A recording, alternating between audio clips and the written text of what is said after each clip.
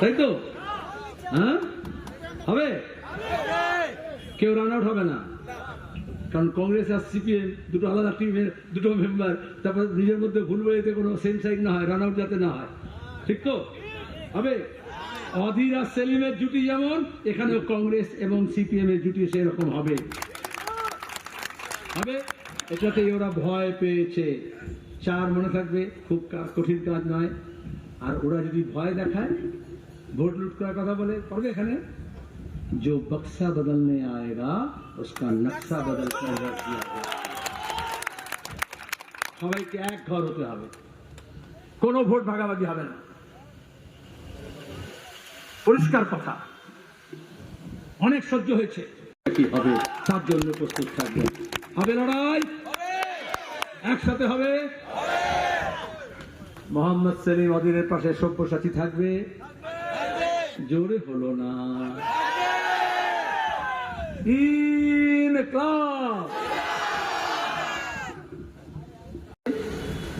একটা এফআইআর হয়েছে আরএসএস এর সঙ্গে মমতার ঘাটঘাট। যত দাঙ্গা হবে একটাও কেস হবে না। আর তৃণমূল যত চুরি করবে, ডাকাতি করবে, ওরাও কোনো তদন্ত করবে না। নাহলে একটা কাকুর গলার স্বরে স্যাম্পল নিতে 6 মাস লাগালো, হাইকোর্ট বলেছে। তার রিপোর্ট পেতে আরো 4 মাস। আরে আপনি কফ, মল, মূত্র, রক্ত পরীক্ষা করেন, কতদিন লাগে রিপোর্ট পেতে? সেন্ট্রাল গভর্নমেন্টে সেন্ট্রাল ফরেন্সিক ল্যাবরেটরিতে পাঠিয়েছে, তার রিপোর্ট পেতে 4 মাস, ভোটটা পার করে দেওয়ার জন্য। এই জন্য আমরা বলেছি এটা সেমিফাইনাল। দিল্লি থেকে মোদীকে সরাতে হবে, তারপরে 2 বছর পরে ফাইনাল হবে। 14 তলা দেখে চোর চোটকা দেখে টেনে এসে নিচে নামাতে হবে।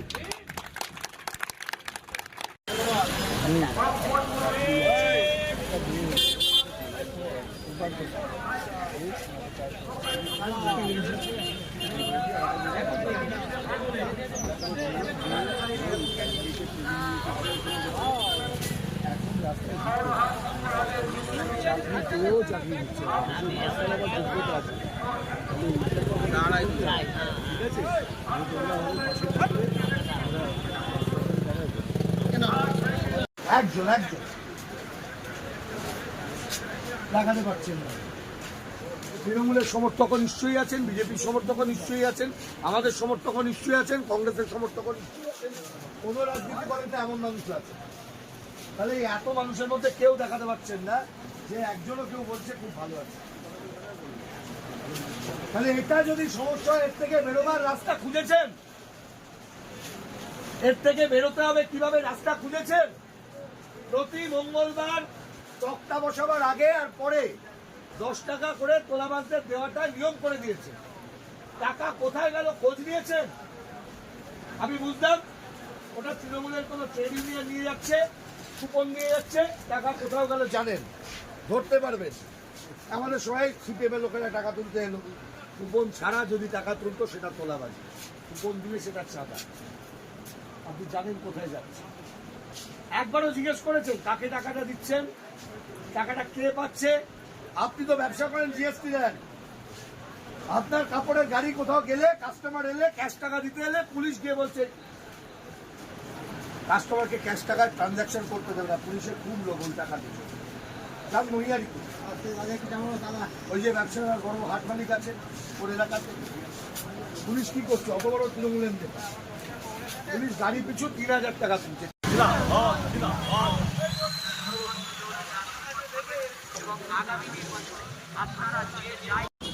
ভাববেন না 2021 সালে যারা বলল নাগরিকত্ব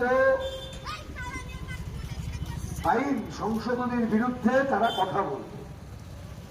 বাংলার মানুষ তাদেরকে দুহাত করে ভোট দিলেন, বামেরা শূন্য হয়ে গেল। লোকসভা কেন্দ্রে সেই সময়কার বামফ্রন্ট এবং জাতীয় কংগ্রেসের প্রার্থীদের বিরুদ্ধে প্রার্থী দিয়ে ডক্টর বিক্রম সরকারকে 98 সালে জিতিয়েছিলেন। বিজেপি সমর্থিত তৃণমূল কংগ্রেসের প্রার্থী ডক্টর বিক্রম সরকার এই হাওড়া লোকসভা থেকে জোড়াফুল চিহ্ন নিয়ে জিতেছিলেন। ইতিহাস ভুলে যাবেন না, ইতিহাসটা একটু স্মরণ করে রাখবেন। আমি এসেছি অনুষ্ঠান এলাকায়। গতকাল অভিষেক বন্দ্যোপাধ্যায় বলেছেন সিএ এক নেতা আরএসএস এই সংস্কৃতি বলতে চায়, এক নেতা এক কথা এক রং একই রকম সবকিছু, এক জিনিস খেতে হবে, এক জিনিস করতে হবে, সব জিনিসের উপর ওদের দখলদারি আধিপত্য। বাজারে ছেড়েছে, নাগরিকত্ব কেড়ে নেবে। তৃণমূল কংগ্রেস আর একটা দল, আমরা বলেছি মাটির প্রতি অধিকার হক প্রত্যেকের রয়েছে। এই হক অধিকারের নিয়ে যখন মানুষ এই দেশের রুটি রুজির লড়াই করছিল, যখন আমাদের দেশের সরকারগুলো দেশের নীতির প্রশ্নে, অর্থনৈতিক নীতির প্রশ্নে বিতর্ক করছিল, আমাদের সাথে কংগ্রেসের বিতর্ক হয়েছে, আজও বিতর্ক আছে। কংগ্রেস আর আমরা এক দল হয়ে যাইনি, আমাদের অনেক মতের ফারাক আছে, থাকতেই পারে, থাকাটাই স্বাভাবিক। এই মাঠের মধ্যে সব মানুষ আছেন, সব মানুষকে দেখতে একরকম। কি সংস্কৃতি? হিন্দি হিন্দু হিন্দুস্তান, जो नहीं माने सो बेईमान, उसके लिए दोस्तान কবরস্থান और পাকিস্তান। এই হচ্ছে আরএসএস এর সংস্কৃতি। তাই আরএসএস কে আমাদের ঘেন্না করতে হবে, ঘেন্না করতে হবে, ঘেন্না করতে হবে। এই ঘেন্নাটায় কোনো আমাদের বাধা নেই, এটা আমাদের সংবিধান আমাদের শিখিয়েছে। আমাদের সংবিধান বহু মতের ভারতের কথা বলে, আমাদের সংবিধান বহুমাত্রিক ভারতের কথা বলে, আমাদের সংবিধান বহুত্বের ভারতের কথা বলে। তার কারণ আসন্ন লোকসভা নির্বাচনে রাজ্যের প্রতিটি প্রান্তে বামফ্রন্ট প্রার্থীদের জয়ী করুন।